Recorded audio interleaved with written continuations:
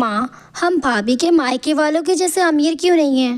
प्रीति, जब तुम्हारे पिताजी इस दुनिया से गुजरे थे तो तुम्हारे दोनों भैया बहुत ही छोटी उम्र के थे।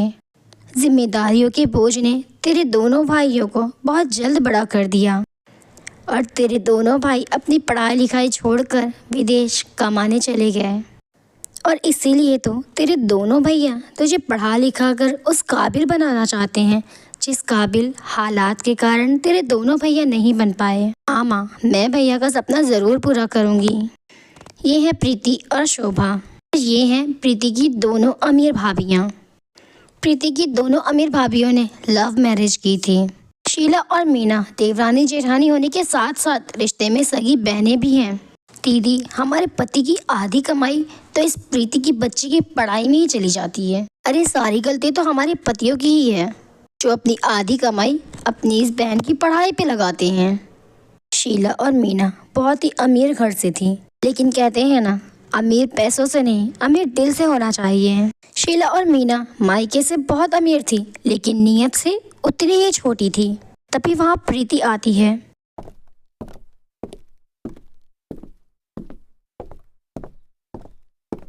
फ्रेंड्स, कहानी में आगे क्या होता है जानने से पहले मैं आपसे कुछ कहना चाहती हूँ। फ्रेंड्स, आपके प्यार और सपोर्ट के कारण मैं यहाँ तक पहुँची हूँ और मेरा चैनल मोनेटाइज होने के लिए बस कुछ ही सब्सक्राइबर्स की कमी है। तो फ्रेंड्स, प्लीज़ मेरे चैनल को सब्सक्राइब करिए। आइए जानते हैं आगे क्या होता है। भाभी, आप दोनों में से कोई मुझे अपनी एक साड़ी दे दो।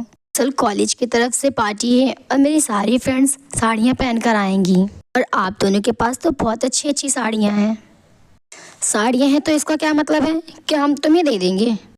अरे वो साड़ियाँ हमारे मायके से हमें मिली है और एक एक साड़ी का प्राइस जानती हो तुम? हमारी हर साड़ी 10,000 के नीचे नहीं होती है और तुम्हारे औकात के हिसाब से हमारे पास कोई साड़ी नहीं है और हम अपनी साड़ी तुम्हें नहीं दे सकते हैं। प्रीति उदास होकर अपने कमरे में चली जाती है। प्रीति की माँ ने उन दोनों की सारी बातें सुन ली थी। बेटी, तो उदास क्यों होती है? मेरे पास एक बहुत अच्छी साड़ी है जो तेरे पिताजी ने मुझे बहुत सालों पहले तोहफे में दी थी।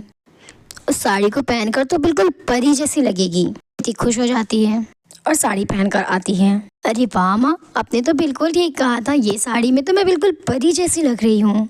इस तरह से प्रीति खुशी खुशी अपनी कॉलेज जाती है। कॉलेज खत्म होने के बाद प्रीति घर आती है। प्रीति प्लीज, मैं तुमसे बहुत प्यार करता हूँ। इतने दिनों से मैं तुमसे अपने दिल की बात कहना चाहता था, लेकिन आज तुम्हें इस साड़ी में देखकर मैं खुद को रोक नहीं पाया। आज तो तुम बिल्कुल परी लग रही हो और चाहे कुछ भी हो जाए मैं शादी तुमसे ही करूँगा। ये नज़ारा शीला और मीना दोनों देख लेती हैं। अब आएगा मज़ा। अब इस प्रीति की बच्ची को पढ़ाई छोड़ने से तो कोई नहीं रोक सकता। शीला और मीना ने देरी ना करते हुए अपने पतियों के पास फ़ोन करके अपनी ननद के खिलाफ भड़काना शुरू किया। ये सुनते ही शीला और मीना के पति बहुत गुस्सा होते हैं। अपनी पत्नियों को इजाज़त देते हैं कि उस लड़के का पता कर प्रीति की शादी की बात चला दें। शीला और मीना प्रीति को धमका कर उस लड़के को घर बुलवाती हैं। शीला और मीना उस लड़के को देखकर तो दंग रह जाती हैं। भाई तुम? हाँ मीना, मैं ही था जो उस दिन प्रीति को प्रपोज कर रहा था और मैं अपनी आगे की जिंदगी प्रीति के साथ बिताना चाहता हूँ। शीला और मीना ने कभी नहीं सोचा था कि प्रीति को प्रपोज करने वाला कोई और नहीं, उन दोनों का सगा भाई निकलेगा।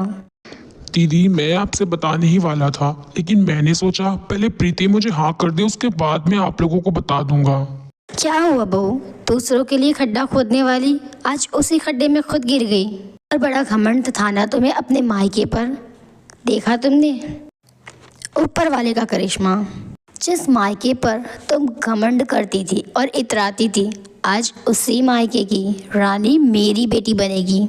शीला और मीना को अपनी गलतियों का एहसास होता है। अक्सर दूसरों का खड्डा खोदने वाले उस खड्डे में खुद ही गिरते हैं।